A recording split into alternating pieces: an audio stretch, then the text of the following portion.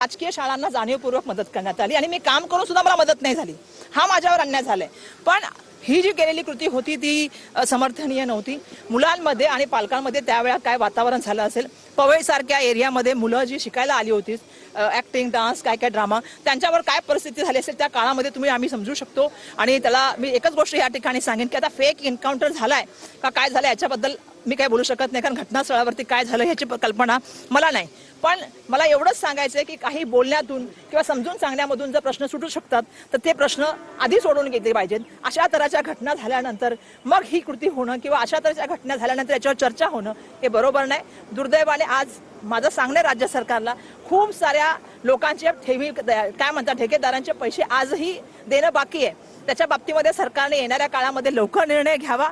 अशा माध्यमातून जे सर्वसामान्य माणसांना त्रास सहन करावा लागतो तो त्रास थांबला गेला पाहिजे अशी माझी अपेक्षा आहे। उद्याच्या आंदोलनाला पोलिसांनी अजून परवानगी दिली नाहीये, तुम्ही स्वतः सहभागी होणार आहात? ते आमच्या वतीने मी सांगितलं ना तुम्हाला की काँग्रेस पक्षाच्या वतीने बाळासाहेब थोरात आणि त्या ठिकाणी जे आहे आमचे ज्येष्ठ नेते त्या ठिकाणचे बाबतीमध्ये निर्णय घेतील कोण सामील होणार आणि कोण सामील नाही होणार। पण बिलकुल एक आहे की काँग्रेस पार्टीच्या वतीने काही नेते आमचे नक्कीच त्यामध्ये सामील होतील।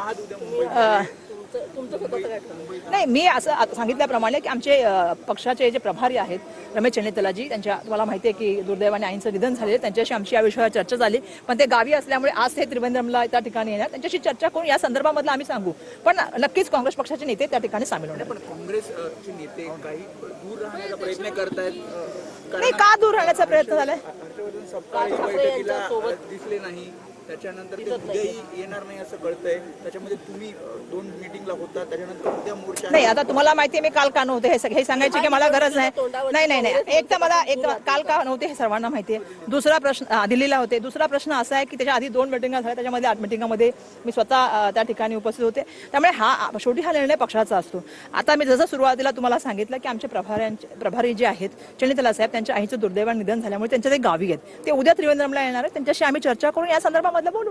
मोर्चा नाही, म्हणजे आज बोलू त्यांच्याशी। आणि आज मला वाटतं बंटी पाटील वगैरे गेलेले आहेत, त्यांच्याशी बोलून ते करतील।